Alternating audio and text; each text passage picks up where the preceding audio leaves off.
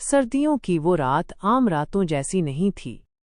दिसंबर की यखबस्ता हवाएं सहन में फैली हुई थीं और कच्ची ईंटों के घर में हर सांस के साथ सर्दी अंदर उतर रही थी।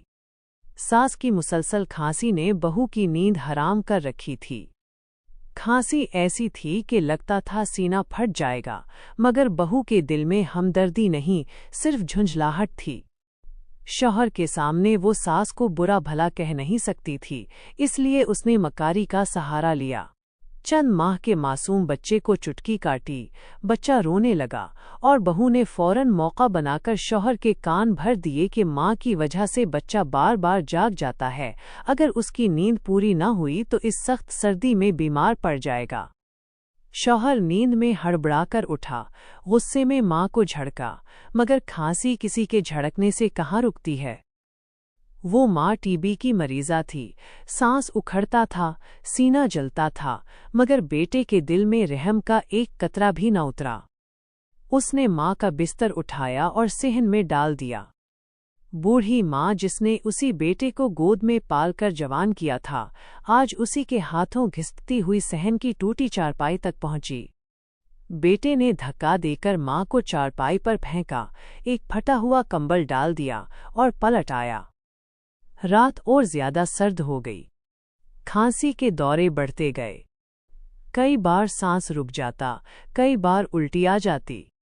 अंदर बहू और ज्यादा बेचैन हो गई, क्योंकि अब खांसी का वक्फा भी कम हो गया था। एक बार फिर बच्चे को चुटकी काटी गई। बच्चा रोया, शौहर जागा और माँ की खांसी का शिकवा फिर दोहरा दिया गया। इस बार शौहर और ज्यादा तैश में आया। उसने चारपाई का एक सरा पकड़ा और घसीटता हुआ सहन के दूसरे कोने तक ले गया। माँ रस्ते में गिर पड़ी, मगर बेटे के कदम न रुके। वापसी पर अंधेरे में चलते हुए बेटे का पांव माँ से टकराया, वो मुंह के बिल गिरा। बूढ़ी माँ के मुंह से बेख्तियार निकला, हस्बी अल्लाह। पुत, तूनु सटते नहीं लगी? बेटे ने कोई जवाब न दिया। वही माँ जिसे अभी उसने जलील किया था, आखिरी लम्हे में भी बेटे की सलामती पूछ रही थी। इसी सर्द रात में खांसते खांसते, कांपते कांपते वो माँ दम तोड़ गई। सुबह उसका जिस्म सर्दी से आकर चुका था। बहू ने सुकून से नाश्ता किया, शौहर को भी करवाया, फिर ऐसे जैसे कोई मामूली बात हो माँ की मौत की खबर दी। शौहर के चेहरे पर न निदामत थी न आंसू।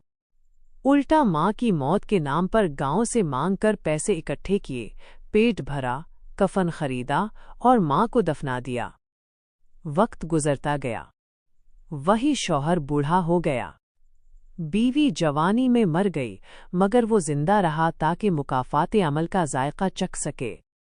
अब वो खुद खांसता था, सर्दी में लर्जता था, और उसकी चारपाई भी दिसंबर और जनवरी की रातों में सहन के उसी कोने में होती थी जहां उसने कभी अपनी माँ को घसीट कर लुटाया था।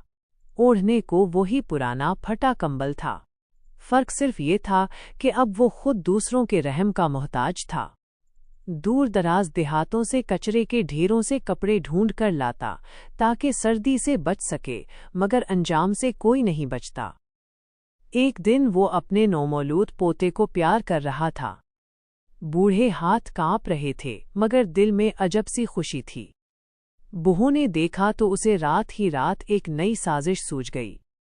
उसने शौहर के सामने रोना धोना शुरू कर दिया कि तुम्हारे बाप ने बच्चे को उठाकर बाहर ठंड में रखा, मेरे मना करने पर मुझे गालियां देता रहा, कहता रहा कि मैं बच्चों को दादा के प्यार से महरूम कर रही हूं।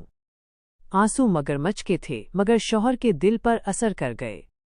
शौहर गुस्से में उठा, सहन के कोने में गया और बाप को चारपाई से उठाकर घर की दहलीज से बाहर फेंक दिया। बूढ़ा शख्स मिट्टी पर गिरा, हड्डियों में दर्द की एक लहर दौड़ गई। इसी लम्हे उसे अपनी माँ याद आ गई।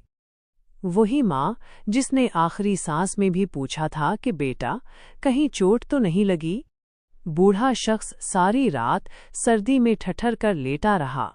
आंखों के सामने अपनी माँ का चेहरा घूमता रहा और दिल में एक ही बात गूंजती रही, जो मैंने लिखा था वही मेरी औलाद ने मुझे पढ़कर सुना दिया। اور اسی سوچ کے ساتھ سردی، تنہائی اور مکافات عمل نے مل کر اسے ہمیشہ کے لیے خاموش کر دیا۔ یہ کہانی ہمیں یاد دلاتی ہے کہ والدین کے ساتھ کیا گیا سلوک ایک تحریر ہے جو ہم خود اپنے ہاتھوں سے لکھتے ہیں۔